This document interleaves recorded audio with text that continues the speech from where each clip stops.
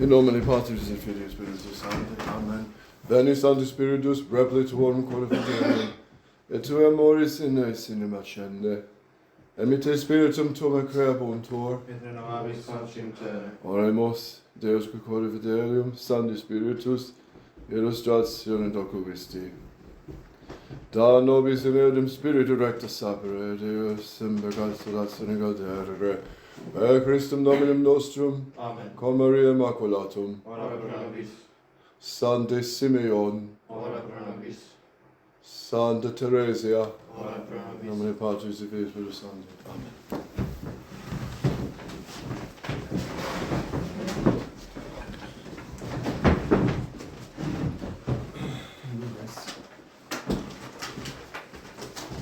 All right, we pick up with Apologetics. We're looking at the principle of causality and its application. What is the principle of causality? Anybody? Omne contingens est efficientur ab alio causatum. Yes, which means? Every contingent being is caused efficiently by another. Yes.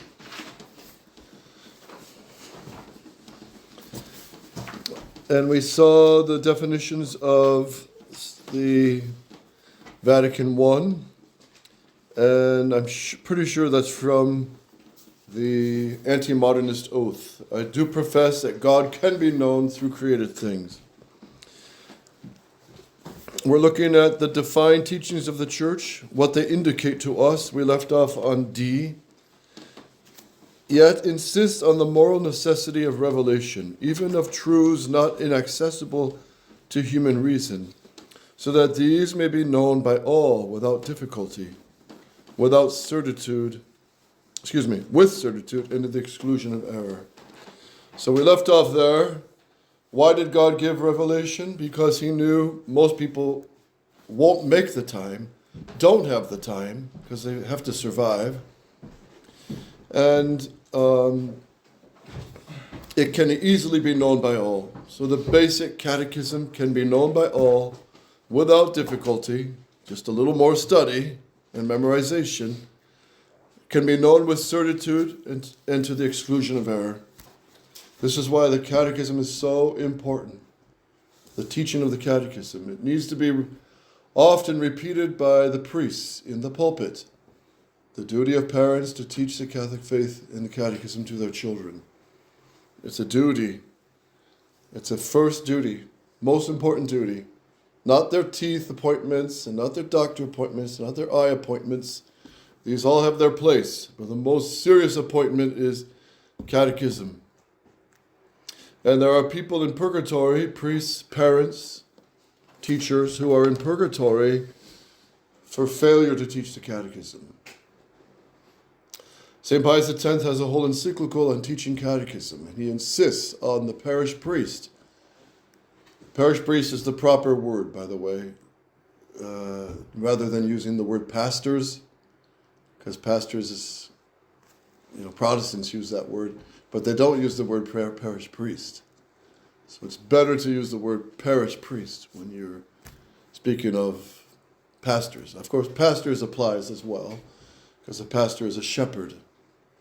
But he insists that parish priests teach the catechism 1 hour on Sunday to the faithful. So I used to do that during coffee and donuts. So you have Mass, High Mass, sermon, so that's already quite long. With confessions, that's already quite long. And in a normal parish, in a normal healthy parish, you have to have at least an hour of confessions before Sunday Mass. And if you have 2 priests, that's even better, because 1 priest can sit in, hear confessions during Mass, and before Mass, and after Mass even. So what I used to do often, and every priest some priests do it on in a normal parish, on a Wednesday night catechism for the adults and children. But that's not convenient for everybody, so the most convenient is Sunday. That's when everybody's there, they're at Mass, they come down for coffee and donuts, and during coffee and donuts, I often gave just an informal catechism class. They can still drink their coffee, eat their donuts, so it's not, uninviting. And you give not an hour, but probably 40 minutes of catechism, half an hour, 45 minutes of catechism. With everybody there, and they can raise questions. And so it turns out quite well. That's what I've learned. And maybe other priests will have better methods. And then the children, the young children, can go with a good teacher in a separate classroom to teach the catechism to the younger ones. And then the teenage ones and older ones, they can sit in with the adult catechism, unless you have a specific preparation, for example, like her confirmation.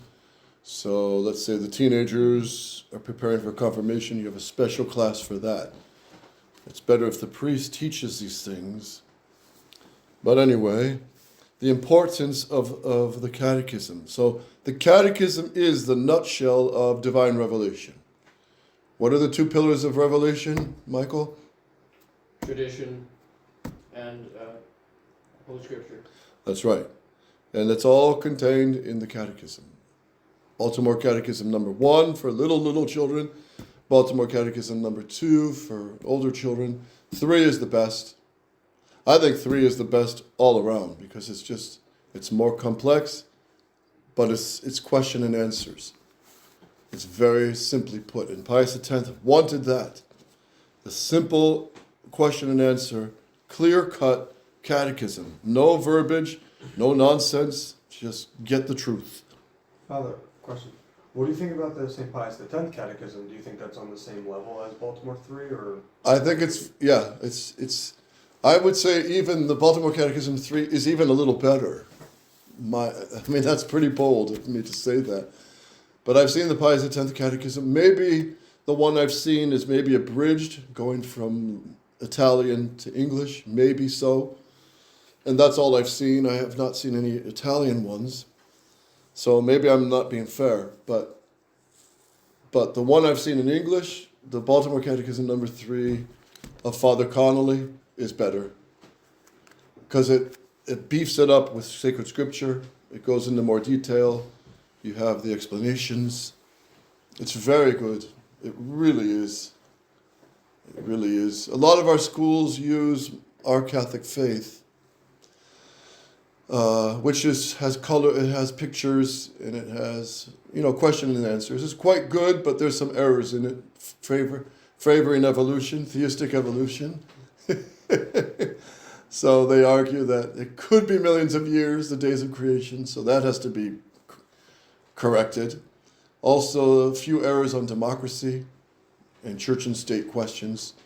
So those are big deals. Those are big heresies, actually. If they don't have the heresy per se in the catechism, but it's savoring of heresy, we could say. All right, so again, why did God reveal his truths? So that it can be known by known by all easily, without difficulty, with certitude, and to the exclusion of error. yes, this is so important. The divine teachings of the Church indicate to us and insist on the physical possibility of the acquisition of such certitude, and therefore that speculative atheism is not possible to one using his reasoning power normally and without prejudice. Isn't that powerful?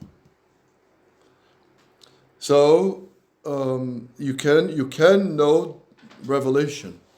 You can know the truth. Against fideists and false traditionalists, that's a small t, notice, who say God can only be known by the aid of revelation. So that's an error, called fideists and false traditionalists. I can only know God by revelation. That's not true. It's not true. So that means the pygmies, the Indians, they couldn't know they can know God exists by natural reason. But they often fell into error, as you know. Also against agnosticism, which says, what, Michael? Against agnosticism, which says that the speculative reason cannot have a satisfactory proof of the existence of God, but only a proof subjectively Sufficient. but objectively. But objectively what? But objectively insufficient of the practical reason, having a mere utilitarian purpose. Yeah. So agnosticism is basically saying what here, Mike, Anthony? Pretty much that there's no amount of evidence that can prove the existence of God. Yes, so you can't really know him. Which is false. Again, Aristotle and the pre-Christian philosophers, they concluded God existed just from a grain of sand. Composites prove God's existence. And being proves God's existence. You have existence and essence. Has to be put together by someone. Page 4 on the top, open parentheses, read on, Anthony. The agnosticism of Kant says the mind only knows by way of categories, which are mental and subjective, having no objective validity. Who's this philosopher? Kant. What age? This is 1800s. He's a little earlier. 1700? Yeah, late 1700s. But poisonous as ever. Pius X said Kantism is the modern heresy. Because truth is totally subjective. Go on. Thus, states of consciousness are unified under the category soul. Outward phenomena are all included under the category universe. And possible existence is summed up under the category God. The law of causality is due to the category of relation. These are merely ideals which guide reason, but are not objects of actual knowledge. Right. So with Kant, truth is what you make it, in a nutshell. Against modernistic immanentism. So is this the old printing of the computers? It's the old printing of the computers, if you look at this. So Father had an old computer, and he worked up very hard, Father Gershbacher, God bless him. This was a lot of work to type this all together. Looks like typewriter print. Oh yeah, it could be, yes. Yeah, he might have typed it all by hand, yeah. Just what the old ones look like. So against modernistic immanentism, which is the nifs Bishop Williamson used to speak of, the nice internal feelings. Religion is all nifs, nice internal feelings. And he used to act it out, of course, as a character. Okay, read on, brother. Against modernistic Immanentism. immanentism, which knows our own ideas and impressions and does not reach objective truth, but that there is nevertheless an intuition of the heart, feeling, whereby one became convinced of the reality of God's existence. Yeah, so in other words, God gave, and the church's definitions say you can know God by reason, but we need revelation. Against modernist immanentism, condemned by Pius X, which says all knowledge of God is from one's internal feelings, the nifs. So you can't really know him by reason, but you know by good feeling, hearing of God, thinking of heaven. It gives good feelings, so that's my proof of God. Which can help. There are those good feelings, that's fine. But that's not the foundation of revelation and man being able to know God by reason. 3, a defense of the primary notions and principles. How is knowledge acquired? How do we know? How do we come to know something? Whenever a child begins to use his reason, he necessarily exercises The power of, Abstraction. along with it, the power of abstraction. Okay, how do you see a tree that is physical, made of wood and leaves and pine needles, which is physical? How does that tree come in spiritually into my mind? How? There's something spiritual in us that not only sees the tree, but abstracts something spiritual behind that tree, which is called the universal idea. Plato taught this. But Plato went a little overboard by saying that these universal ideas are actually floating out there and we share in it. But Aristotle hit the truth. He said, no, the intellect, having a spiritual being, the soul, can extract the universal idea. That tree applies to all similar trunk and leaves. Everything that kind of looks like that is a tree. So you can know the universal idea of a tree. All right, we're going to go into this much more deeply in logic.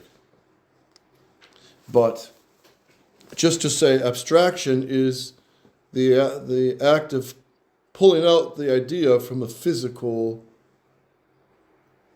information through the senses. So our eyes see the tree, our nose smells the pine, you feel the pine cones, you feel the bark and the branches, but that's all physical, it's all sense data, right, Michael?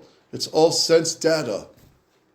But the intelligence, the active intelligence abstracts the idea, which is the spiritual side of reality. The universal idea. I mean, this might sound Chinese to you, but it's the truth. And we're going to see more of it deeply. All right. So when a child begins to use his reason, he necessarily exercises the power of Abstraction. by which he automatically forms the general notion of something, that is, horse. He sees the ears, he sees the long nose, he sees the big tail, he sees this huge body with 4 legs. It's a horse. By abstracting from the individualizing qualities of many horses, that is, the appearance or phenomena. So the senses pick up the brown hair, the eyes, the petting him. You pet him and his hair is not, some of his hair is long like the mane and the tail, but some of it's short. And he snorts. So that's the phenomena. The appearances is the phenomena. Phenomena, which is what appears to the senses. Let's look at the etymology of this word. Phenomena. Because the deadly philosophers use this term as well, so we have to be clear to avoid error. It comes from the Greek word phenein, which means to show. Phenomenon in Greek, the thing appearing to view, what appears to the eyes, to the view. And then late Latin, phenomenon, which is to show. So that's the meaning of phenomena, what shows to the senses. He thus arrives at the underlying nature of the what? Horse. His intellect intuitively perceiving the underlying noumenon, the horse, what he sees, but he sees many objects, living and non-living, abstracting in every case to form the most fundamental and universal of notions, that of Being. yes. Other primary notions are unity, truth, what else? Goodness, intelligence, will, cause. Yeah, primary notions. At the same time, the child arrives at a knowledge, implicitly, of the general principles. That which is real cannot, Be not real. which is the principle of, Contradiction, yes. that which begins, Has a cause. principle of, Causality. the same cause in the same circumstances has the same effect, and so and so on. You keep lighting a match and you apply it to straw, dry grass, it's going to catch fire. You do that over again, it's the same thing. So a child learns this just by observing. But we have to go under the hood of the car, so to speak, to explain it, to come to truth. Objectively true, that is the real, independently of the knower, also said to be ontologically true. Ontology studies being, what being is. Since these notions and principles are immediately evident, no direct proof can be given. But we can give an indirect proof by showing the absurdity of the results when they're denied. This is called the what? Reductio ad absurdum. Which means what in English? Reduction to absurdity. To the absurd. Reduction to the absurd. So it's absurd to say this desk doesn't exist because you see it. It has being. You can touch it. To say it doesn't exist is absurd. Without their validity, all knowledge of any kind is no longer possible. So without the 5 first principles, you just can't know anything. Thus, if the principle of contradiction is denied, a square circle may exist, which is inconceivable, hence, Absurd. rather we immediately recognize that there is a square, that what is a square is not a Circle. yes. And children see that when they play with shapes and put the round thing in the round box, and the square thing in the square box. Their transcendental value, that is, the primary notions and principles, may be legitimately used to reach conclusions concerning not the finite but the infinite. Thus, the notion of Being. in itself implies, No limitation. hence it may be applied to a stone, plant, animal, or man. It is therefore transcendental. Trans means crossing over. Transcendental means above. Common to all things whatsoever. Being may therefore be justly applied to the infinite by way of analogy, resemblance with identity. Again, the proof is rather indirect than direct, which... Okay, so this is where Father might have been, sometimes this happens in these notes. There's a disconnect of words because it's probably up late night preparing classes after mass circuits. Which that a doubt, or without a doubt with regard to the transcendental value of primary notions, brings doubt of the truth of the primary principles, from which follows intellectual chaos. So if you doubt and are skeptical about these fundamental truths, it's chaos. 1, if the existence of a first cause can be doubtful, then perhaps the world exists without a Cause. The principle of causality. Disappears. 2, the universe exists neither of itself, nor through a cause, that is, does not exist. This would deny the principle of Contradiction. and becomes doubtful. So you could say maybe that modern philosophy is built on attacking the 5 principles of reason. What kind of demonstration is to be used? Okay, we're going to come here soon to the 5 proofs of God's existence. A, read on Guadalupe. An immediate intuition which would hold that the knowledge of the existence of God is evident immediately in the same way as the self-evident principles of reason.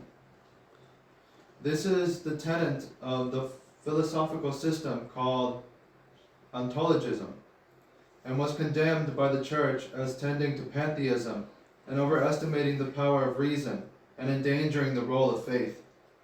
It was first proposed by Malebranche, 1638 to to 1715, Gioberti 1801 to 1852, Ubax 1800 to 1875, Rosmini and Servati from 1797 to 1855. So their propositions, several propositions were condemned. This is Denzinger, 1659 to 1665, and 1891 to 1895. Here's an example. Denzinger, 1659. Read. Quote, an immediate knowledge of God, which is at least habitual, is so essential to the human intellect that without that knowledge it can know nothing. It is the light of the intellect itself. End quote. Yes. Or B, or by an a priori proof, St. Anselm, that is, from the front or what is before, proceeding from cause to effect. Major. Michael? The idea of God connotes the most perfect being conceivable. Minor? But if he does not exist, he can't conceive a being. We can conceive a being more perfect than the most perfect, which is absurd. Conclusion. Therefore, God exists. Yeah, so this is it's an argument of St. Anselm. It's called the a priori argument, proving God's existence. So we have an idea of a most perfect being, and it's absurd to say there is not a most perfect being, therefore God exists. It's a very weak argument, but it's an argument. It's a proof. The problem with this argument is that one cannot go from the realm of ideas to that of actual existence. It is therefore inconclusive. So St. Anselm's picked on a lot because of his proposing this. C, or by an a posteriori proof, that is, from the back or what is after, which proceeds from the effects to the cause. So that's the famous saying, where there's smoke, there's Fire. That's an a posteriori argument.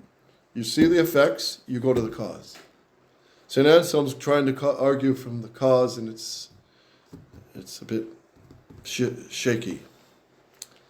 It is by means of this argument that we shall now give the metaphysical proofs of the existence of God, by means of the things which he has made. Okay, so far we have settled the 5 first principles, and that God can be known by natural reason. But God is given also revelation, which is contained in Sacred scripture and tradition. to make it easier for us to know truth, really. But we can know God through the use of reason. So we can know him naturally, by natural reason, but the supernatural revelation really helps us to come to truth. It's a great mercy of God.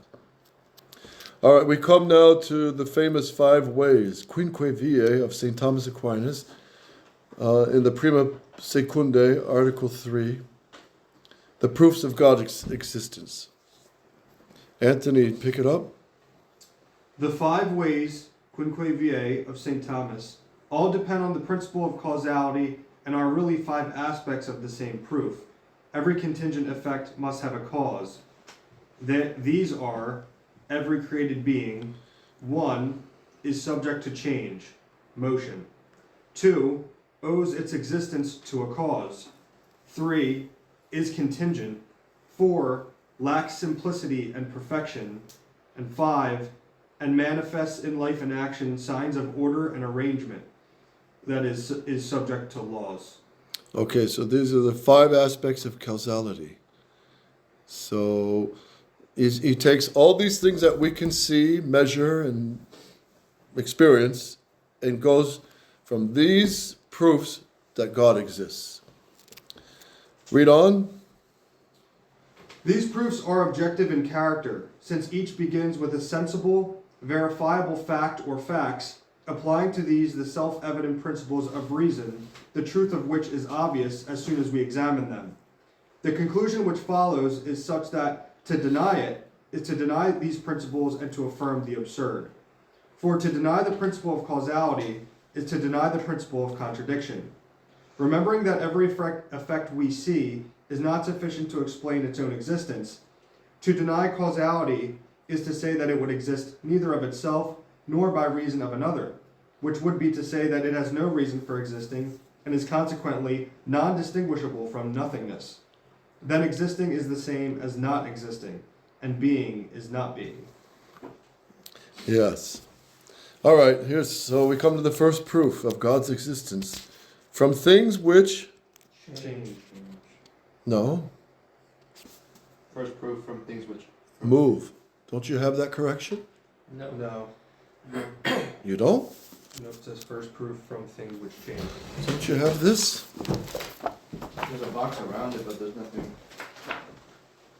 Let's see.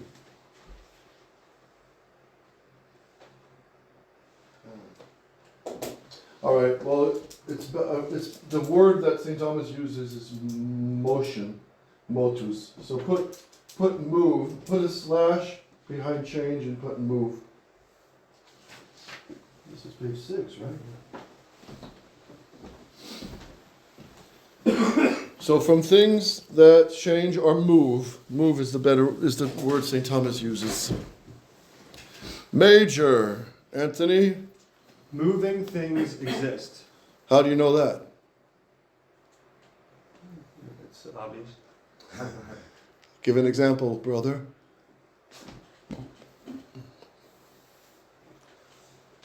We know that moving things exist because when we see it, because you can see it moving it, and you can feel the thing that's moving. Right, okay. So obvious, right? It hardly needs explanation. It's so obvious. Minor, 1, brother. It's the little M, the first one. But what is moved by another. Principle is causality. So what is moved by another. So you see the cars drive by. How is it moved by another? Well, it's the engine inside with the gas and the pedal and the wheels and axles. All this is working together to move it. Or a baseball is even more clear. A baseball flies through the air. What hits it? The bat. Who threw it? The pitcher. Right? What is moved by another. Conclusion 1, brother. Therefore, a mover exists. Minor 2. But this mover is either moved or not moved. Go on. If not, then we must pose at some unmoved mover. If it is moved by another mover, and therefore a series of moved movers. There cannot be a series without a first mover. Principle of sufficient reason. Okay, what's the principle of sufficient reason again, everybody? Whatever exists must have a sufficient reason for its existence, either within itself or in something outside of itself. Yes. Conclusion 2. Therefore, there must be a first unmoved mover. Okay, so you follow the logic, right? So take a closer look at if it is moved by another mover and therefore a series of moved movers. But that could go on forever, infinitely. Things being moved and moved and moved and moved. But somewhere there must be a vertical cause that causes the first mover, who is unmoved himself. And this unmoved first mover is God. And this is from Aristotle. St. Thomas is just baptizing Aristotle right here. Okay? And then all the other arguments are going to follow the same kind of pattern. Yeah, that's a good one right there, because there can't be an infinite amount of motions in the past. Because if there were, going back into the past infinitely, you would never get to right now, things that are being moved right now. Because you would have had to have crossed infinity already, which is impossible. Does that make sense? Like if there were an infinite amount of motions that went into the past, from now to the past, and it went infinitely into the past, you could never get to today. Oh, because there's no start and finish. There's no start. So if you're going to say that the motions keep going into the past infinitely, there is no starting point. You could never get to right now. Right. Can't measure time without start. That's true. Yeah. Yes. All right, second proof, from things effected or caused by another. Loud and clear, Guadalupe. Major, Effects exist, minor two, but every effect is effected, caused by another. which is? The principle of causality. What's the principle of causality, everybody? But every contingent being is caused efficiently by another. Repeat. Every contingent being is caused efficiently by another. Again. Every contingent being is caused efficiently by another. Yeah, so you gotta know these by heart. What is it in Latin? Omne contingens est efficienter abadio causatum. Yeah, you gotta learn it by heart in Latin and in English. Conclusion 1, Therefore a cause exists. minor 2. But this cause is either uncaused, or there is a series of causes, subordinate one to another. But no such series exists ultimately without a first cause, principle of sufficient reason. Yes, so you can't go on forever and ever with cause and effect, cause and effect, cause and effect. There has to be somewhere a vertical kickoff from a cause that is not caused by another. Therefore, conclusion 2, Therefore there exists a first uncaused cause. who is? God. Yes. So you see how this is, it's all based on reason. And everybody picks this up by just seeing the world as it is. So to deny God is, you have to go against reason. Third proof, from things dependent or contingent. So remember, contingent doesn't have to exist. A necessary thing you can't do without.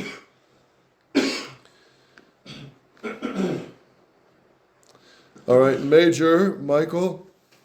Contingent things exist. That is, we see that everything in the world and the world itself may or may not exist and requires a cause outside of itself to bring it into existence. Minor 1. But every contingent depends on another necessary being. Principle of causality. What's the principle of causality, everybody? Every contingent being It's caused efficiently by another. Conclusion 1. Therefore, a necessary being exists. Yeah, it'd be better to have a capital N on that, but that's fine. Therefore, a necessary being exists. That's not contingent. So contingent doesn't have to be. Your pet dog, Snoopy, doesn't have to exist. It could have been another dog, Snippy, right? But when you have contingent beings, there must be some necessary being, capital N, that is not contingent. He has to be. If he didn't exist, nothing would exist. So therefore, conclusion 1, Michael. Therefore, a necessary being exists. Minor 2, go on. Either this necessary being is without any dependence on others, or is dependent on a series of necessary related beings. But such a series could not exist without a dependence on an absolute and uncaused necessary being. Principle of sufficient reason. Because we must come to the first cause of them all, which exists of itself and is entirely independent. Yes. So contingent beings, there must be some necessary being that begins the whole cycle of things that don't have to exist. But that necessary being cannot be contingent. So, finish it. Therefore, a necessary being exists, which has in itself all that is necessary to account for its existence. It is self-existent and uncaused, Existence is part of its very nature. It has always existed. It must exist. It cannot cease to exist. Hence, there is a necessary, uncaused, and eternal being who is his own sufficient reason. Which is God. God himself. Everybody follow that? Adjutorium nostrum in nomine Domini.